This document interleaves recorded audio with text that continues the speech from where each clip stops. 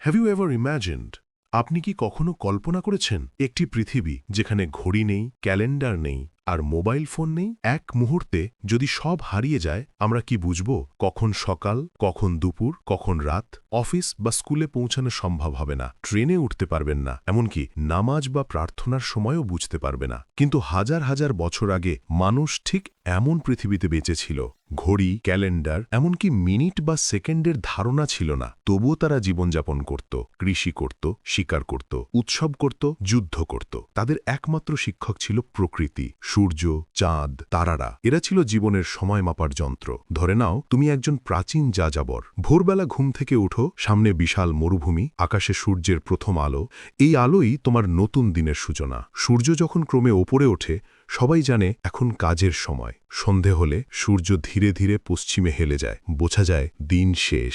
আগুন জ্বালিয়ে রাতের প্রস্তুতি নিতে হবে। রাত হলে তারা ঘড়ি দেখত না, তাদের চোখ আর মনই ছিল ঘড়ি। তারা লক্ষ্য করত কোন নক্ষত্র কোথায় আছে, চাঁদ কোন অবস্থায় আছে। চাঁদ যখন অমাবস্যা থেকে পূর্ণিমায় আসে, তারা গুনে গুনে দিন মেলায়, প্রায় ২৯ দিন। এখান থেকেই জন্ম নেয় ১ মাস এর ধারণা। কৃষিকাজ আবিষ্কারের পর সময়ের গুরুত্ব বাড়ল। প্রাচীন মিশরের কৃষকরা লক্ষ্য করল প্রতি বছর নীল নদ ফুলে ফেপে ওঠে, জমি ভরে যায় উর্বর পলিমাটি দিয়ে। এই বন্যাই ছিল তাদের বরকত, কারণ তখনই ফসল ফলত সবচেয়ে ভালো। তারা শিখল বন্যার মৌসুম মানেই বছরের শুরু। ভারতে মানুষ বর্ষা দেখে বুঝত কখন ধান বুনতে হবে। গ্রীষ্মের নাবিকরা বাতাসের দিক, ঋতু ও নক্ষত্রের অবস্থান দেখে জাহাজ চালাত। অর্থাৎ বছরের হিসাব প্রথম তৈরি হয়েছিল প্রকৃতির চক্র ও ঋতু পরিবর্তনের ওপর ভিত্তি করে। কিন্তু দিনের ভেতর সময় বোঝার জন্য আরও সূক্ষ্ম কৌশল দরকার ছিল। তখনই মানুষ আবিষ্কার করল সানডায়াল, একটা লম্বা কাঠি বা পাথর মাটিতে গেঁথে সূর্যের ছায়া দেখে সময় বোঝা।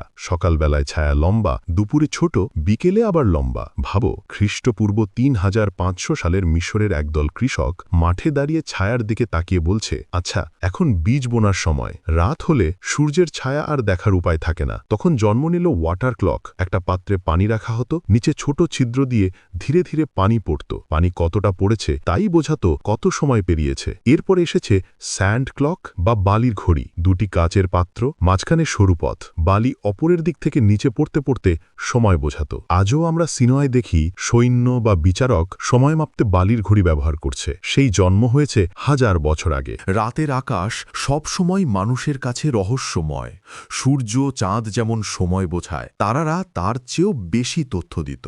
মেসোপটেমিয়ার জ্যোতির্বিদরা খেয়াল করত সিরিয়াস নামের তারা বছরে একবার ভোরের আগে দেখা দেয়। ঠিক তখনই নীল নদের বন্যা শুরু হয়। ভাবুন, তারা কোনো মোবাইল অ্যাপ ছাড়া কেবল আকাশের দিকে তাকিয়ে আবহাওয়া পূর্বাভাস দিত। চীনে প্রাচীন যুগে ওয়াটার ক্লক এবং সূর্য ঘড়ি ব্যবহার করত। তারা শুধু সময় মাপত না, বরং রাজপ্রাসাদে বিচার বা সরকারি কাজের জন্যও সময় নির্ধারণ করত।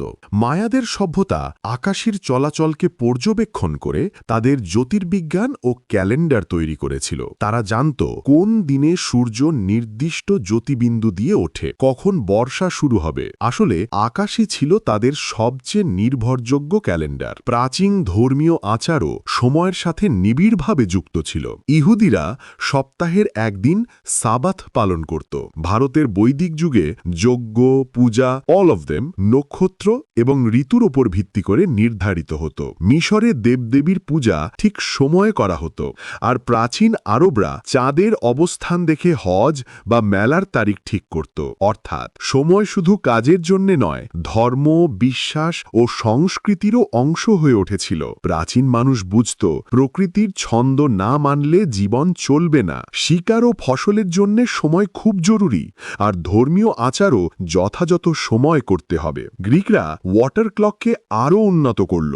আদালতে বিচার চলাকালীন সময় ঠিক রাখার জন্য ঘড়ি ব্যবহার হতো, এক পক্ষ যেন অন্য পক্ষের চেয়ে বেশি সময় না পায়। রোমানরা মাসের নামকরণ করল তাদের দেবতাদের নামে। জানুয়ারি জ্যানাস দেবতার নামে, মার্চ মার্স দেবতার নামে, জুলাই জুলিয়াস সিজারের নামে। এই জুলিয়ান ক্যালেন্ডার পরে গ্রেগোরিয়ান ক্যালেন্ডারের ভীতি হয়ে ওঠে। আজকের পরের জানুয়ারি, মার্চ, জুলাই সবই রোমানদের উত্তরাধিকার। মানুষ ধীরে ধীরে দিনকে ভাগ করতে শুরু করল। 24 ঘন্টা, 60 মিনিট, 60 সেকেন্ড। মেসোপটেমিয়ার গণিতবিদরা 60 ভিত্তিক সংখ্যা ব্যবহার করেছিল, আর তারই ফলাফল আজকের সময় পরিমাপ। যুদ্ধ, কৃষি, ব্যবসা সবকিছুর জন্য সময় নির্ধারণ করা হলো। অর্থাৎ মানুষ অবশেষে সময়ের শৃঙ্খলে বাধা পড়ল। একটি প্রক্রিয়া যা আজও আমাদের নিয়ন্ত্রণ করে। প্রকৃতির ছন্দ ও আকাশ পর্যবেক্ষণের এই জ্ঞান না থাকলে আমাদের সভ্যতা যেমন হতো না, তেমনি আমরা আজকের সময় যত নির্ভুলভাবে জীবন পরিচালনা করি তা সম্ভব হতো না। তুমি কি ভাবছো সেই মানুষরা যে শুধু আকাশের দিকে তাকাতো, তারা কিভাবে এত সূক্ষ্মভাবে সময় বুঝতে পেরেছিল? প্রকৃতির সাথে সংযোগ, পর্যবেক্ষণ, ধৈর্য এসব ছিল তাদের রহস্য।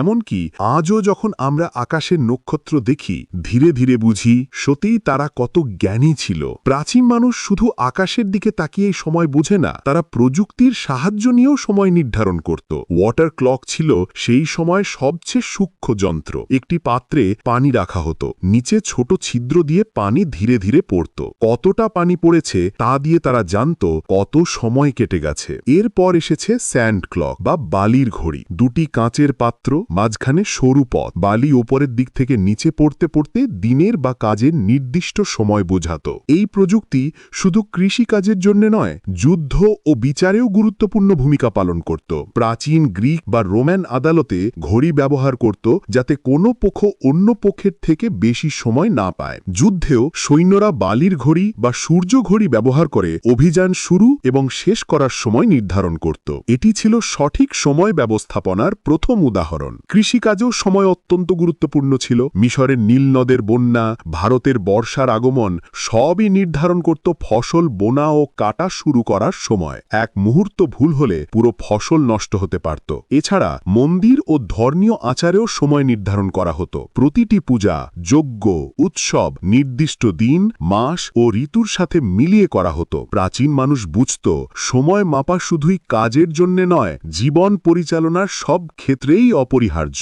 এইভাবেই মানুষ ধীরে ধীরে দিনকে ছোট ছোট অংশে ভাগ করল। 24 ঘন্টা, ঘন্টায় 60 মিনিট, মিনিটে 60 সেকেন্ড সবই মেসোপটেমিয়ার গণিতবিদদের 60 ভিত্তিক সংখ্যা ব্যবহার থেকে এসেছে।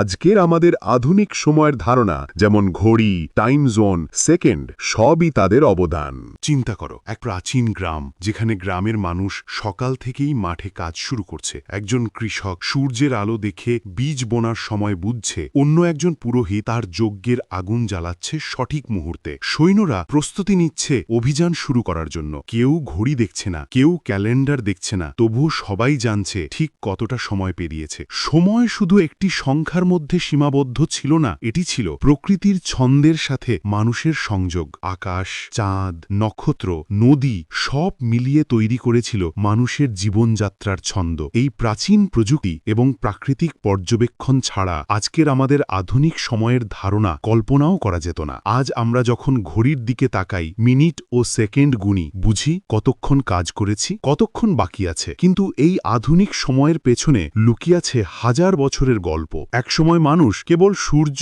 চাঁদ আর তারার দিকে তাকিয়ে জানত কখন সকাল, কখন দুপুর, কখন রাত। নদীর বন্যা, বর্ষার আগমন, ঋতুর পরিবর্তন এসবই নির্দেশ করত বছর, মাস, দিন। সূর্য ঘড়ি, ওয়াটার ক্লক, স্যান্ড ক্লক এই প্রাচীন প্রযুক্তি ব্যবহার করে মানুষ সময়ের ধারায় জীবন সাজিয়েছিল। প্রাচীন সভ্যতা, মিশর, ব্যাবিলন, গ্রিস, রোমান, চীন, মায়া, ভারত সবাই আলাদা আলাদা পদ্ধতিতে সময় মাপত। কিন্তু লক্ষ্য একটাই, জীবনকে শৃঙ্খলাবদ্ধ করা, কৃষি ও ব্যবসা চালানো, ধর্মীয় আচার অনুষ্ঠান ঠিক সময় করা। আজ আমরা সেকেন্ডস, মিনিটস, আওয়ার্সে জীবন গুনছি, কিন্তু কি আমরা কখনো ভেবেছি কতটা নির্ভুলভাবে আমরা প্রকৃতির ছন্দ থেকে বিচ্ছিন্ন হয়েছি? প্রাচীন মানুষ যা প্রকৃতির সাথে সংযোগ রেখে শিখেছিল, আমরা আজ তার এক অংশ ভুলে গিয়েছি। তারা জানত সময় শুধু সংখ্যার মধ্যে নয়, সময় হল নদী, বাতাস, তারারা এবং মানুষের নিজস্ব অধ্যবসায় ও পর্যবেক্ষণের ছন্দ। তোমার চোখ বন্ধ করো, কল্পনা করো এক গ্রাম যেখানে সূর্য ওঠার সঙ্গে সঙ্গে মানুষ ওঠে, কাজ শুরু করে। সন্ধ্যার দিকে সূর্য